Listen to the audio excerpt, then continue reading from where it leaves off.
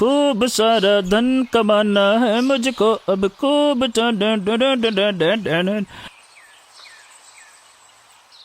काफी दूर पैदल चलने के बाद भोला थक गया। वो एक वृक्ष के नीचे बैठ गया।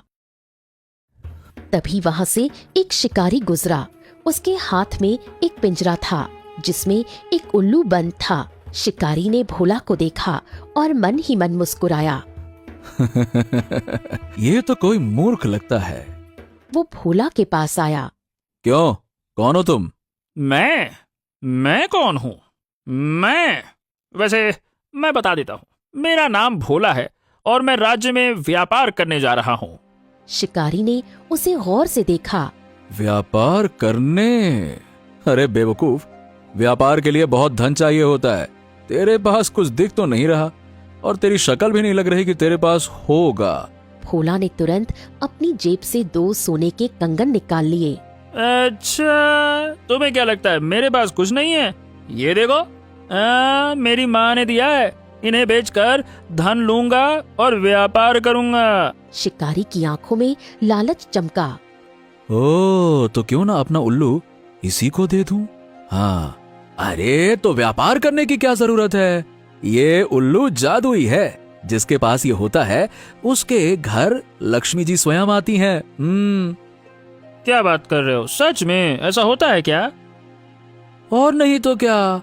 अरे मैंने बहुत धन कमा लिया, अब मुझे धन की चाह नहीं रही। अगर चाहो तो ये उल्लू मैं तुम्हें दे दूंगा, पर हाँ, बदले में ये दोनों सोने के कंगन दे दो तो ले लो। भोला ने बिना सोचे समझे कंगन आगे बढ़ा दिए। तो ये लो, अब लक्ष्मी जी मेरे घर आएंगी। लाओ लाओ लाओ, दो दो दो दो दो दो दो। शिकारी हंसते हुए आगे बढ़ गया। संसार में बहुत मूर्ख देखे, पर ऐसा मूर्ख पहली बार देख रहा हूं। भोला उल्लू को लेकर वापस अपने घर की ओर चल पड़ा।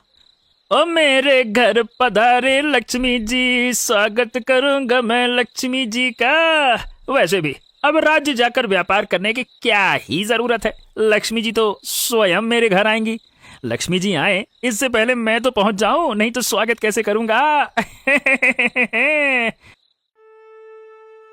रात के समय भोला ने घर का दरवाजा खटखटाया। दरवाजा खुलते ही कौशल्या ने भोला को देखा और चौंक गई। तू तो व्यापार करने गया था, इतनी जल्दी कैसे लौट आया? भोला ने जंगल की सारी घटना अपनी माँ को सुना दी। माँ, अब हमें काम वाम करने की कोई जरूरत ही नहीं है। ये देखो माँ, मेरे पास है लक्ष्मी जी का वाहन, ये उल्लू। और माँ, ये है जादुई उल्लू। अब लक्ष्मी जी खुद ही चल के हमारे घर आएंगी, तो मैं क्यों जाऊं कहीं लक्ष्मी जी को ढूंढने। नालायक, आखिर तुझमें कब अकल आएगी? कोई शिकारी तुझे बेवकूफ बनाकर चला गया। निकल जा मेरे घर से। अब इस घर में तेरे लिए कोई जगह नहीं है। मैं तुझे और नहीं खिला सकती। अरे माँ मेरी बात तो सुनो ना। तेरी कोई बात नहीं सुननी। क्या कहा था तूने? जहाँ ये उल्लू होगा वहाँ धन आ जाएगा। तो जा, जब तेरे पास बहुत सारा धन हो तभी इस घर में आना, वरना कभी मत आना। इतना कहकर कौशल्या ने दरवाजा बंद कर दिया। भोला ने पिंजरा उठाया। हाँ, चलो अब यहाँ तभी लौटूंगा जब बहुत सारा धन लेकर आऊंगा। वो फिर से जंगल की ओर चल पड़ा। भूख और प्यास से उसका बुरा हाल था। हाँ, क्या करूं?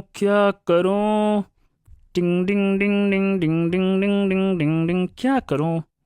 अरे हाँ दैट, मैं भी कितना बड़ा पगला हूँ, बेवजह ही चिंता कर रहा हूँ। मेरे पास तो ये उल्लू है।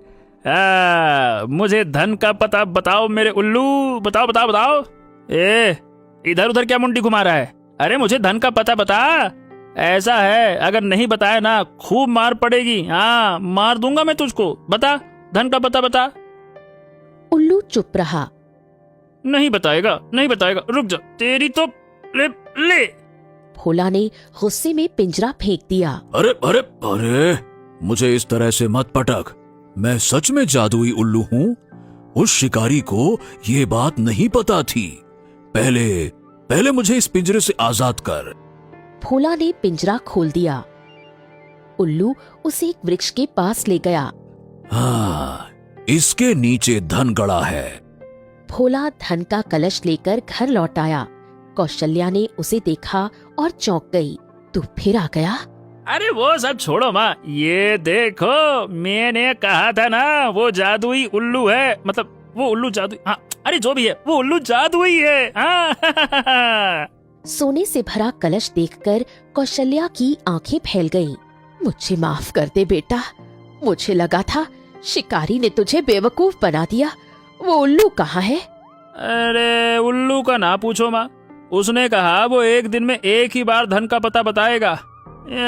मुझे उसकी ये बात पसंद ना आई, इसलिए मैंने उसको भगा दिया। बेवकूफ कहीं का। हाँ नहीं तो। कौशल्या ने अपना सिर पकड़ लिया। हे भगवान, तू निखट्टू का निखट्टू ही रहेगा। इतने काम का उल्लू तूने आजाद कर दिया। अरे माँ तुम लाओ, अब इसमें से मुझे कुछ सोने के सिक्के दे दो, मैं राज्य में व्यापार करूंगा और बहुत सारा धन कमा कर लाऊंगा। लाओ दे दो। ठीक है, इसके अलावा कर भी क्या सकती हूँ। कौशल्या ने कुछ सोने के सिक्के भोला को दे दिए।